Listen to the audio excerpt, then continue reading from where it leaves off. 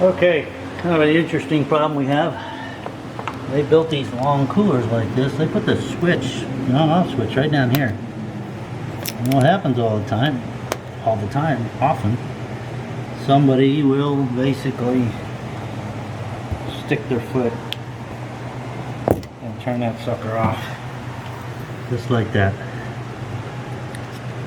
So we got to come in here and turn them back on. Of course, we check them every morning. So we have this issue on another cooler that gets flipped off where the switch is up higher, but when they put the match down, they're hitting the switch.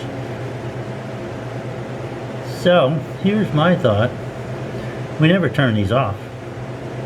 Once they're here, and if they need to turn them off, these coolers roll right out. We can roll it out and just unplug it. I'm gonna have a look in there and see if I can just bypass these switches and leave them on all the time, because this costs a lot of money when you shut these things off and everything gets warm. So we're gonna have a look in there and see if they can do that. Alright, first step is to unplug it, of course, because anytime you're working around any kind of electrical stuff, you don't want to short it out. These are 4 sheet metal screws. These 2 came right out. And this one here, I can turn, but it don't want to come out. So it's going to have to pry in there, which is a real bummer, because this is the first time this has ever been worked on. This one down here really is happy there. So before I break my screw tip, I'm going to try to use a little screw removal trick and try to knock some sense into this thing.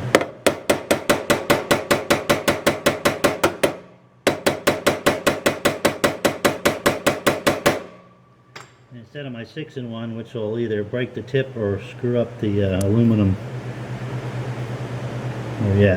socket on it. By over torquing it, I brought my dedicated long screwdriver. If this doesn't work, I will go fetch an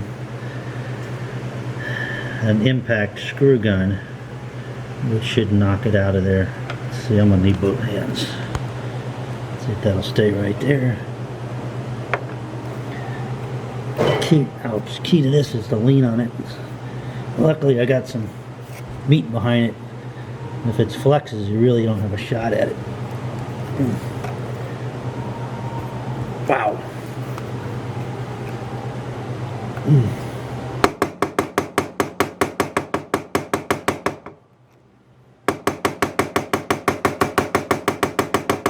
don't beat on that too much because that's a plastic handle. Let me try tighten it. Out. Alright. That's it. I'm going to have to go get impact. Wow. Sucker's in there. Okay. So. Wants to not play nice. So. I've got 3 possibilities here. One, the screw's going to pop right out of there. That's the preferable one. Second is the apex is going to shatter in the screw, which worst case scenario. The third one, it'll pop the head of that screw off, which not good, but that one's preferable to snapping the apex, because when the apex goes, it'll usually leave the tip in the screw. Makes that a royal pain in the butt, and then you got to come up with another way to get it out. So first, I'm going to make sure I got that sucker in there good. I'm going to lean on this pretty good so it doesn't pop out of there. Look at that. Only took 1 pop. And just for fun. So I'm going to have to pry on that. Get some leverage in behind it. Push out on the bracket while I'm pushing on that screw. It should engage and come on out. Just like that.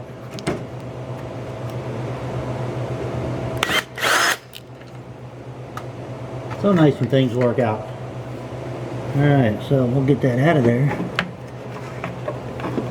And we have 4 switches on the back of that thing. 4 switches, got 4 connections.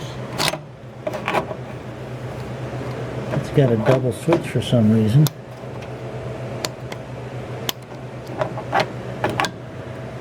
So I will probably get my meter.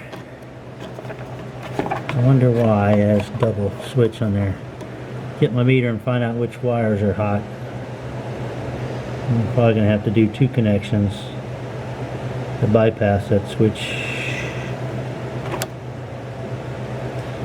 Yeah, I'll see if I can come up with a little spade that'll go in between the 2 of them and just bypass it right to left. Maybe put a little tie wrap on the wires and identify which one goes to what. Should be pretty straightforward.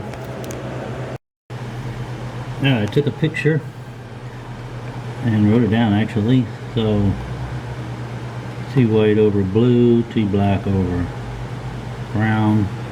Verify continuity between those 2 terminals and those 2 terminals, independent of each other. Just want to make sure that there's no crossover. So if it powered up one, that it didn't power up the other or whatever. So it appears I can just connect these 2 and those 2. I'm going to check the voltage on them now just for the heck of it. And then come up with something to go between the 2. And I should be good. And one's going to power up the compressor and the system, and then one's going to power this display over here. So let's check the voltage on those and see what happens. Alright, so I got 107 volts between these 2 and like 7 volts over here, so, and no crossover on there, so I should just be able to hook these 2 together, hook those 2 together, everything should be hunky-dory. Let's give it a shot. Alright, here we go. Use male spade connectors, connected them into the female connectors. 1 jumper on either side. I used black wires that are essentially what would be the Romex. Solid copper, a little overkill, but bigger doesn't hurt. I'm gonna take them up just to make sure. I'll be sticking that back in there. They can flip this switch all they want, doesn't make any difference. Alright, let's close it up. And the finished product. I strongly recommend putting the screws back in by hand. Drill drivers into sheet metal is not good because all it has to do is pop the screw once and then the hole's screwed up, and then you have an issue like we did with that one there. So this one's good to go. Run into the same problem on another one, I'll just do the same thing. There we go.